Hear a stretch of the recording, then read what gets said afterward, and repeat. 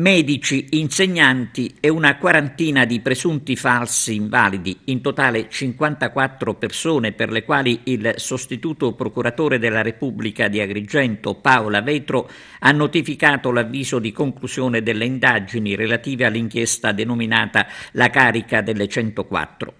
Tutto nasce, lo ricordiamo, a settembre del 2014, quando la provincia di Agrigento occupò la prima pagina della stampa nazionale per quello che venne definito un terremoto. Sicuramente uno scandalo che fece scattare diversi arresti.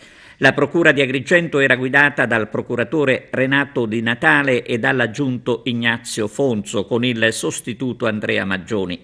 Per i giudici si era davanti ad un sistema che, facendo leva sulle agevolazioni previste dalla legge 104, garantiva benefici a chi non aveva alcun diritto, a danno di chi invece era in possesso dei previsti requisiti. 19 persone vennero arrestate, ma furono 101 gli indagati.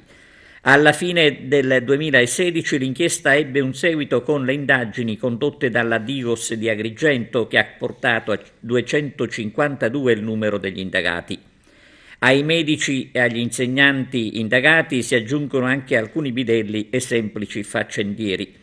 Un altro filone dell'inchiesta arriva nel 2017 con altri indagati, di cui 31 soltanto insegnanti.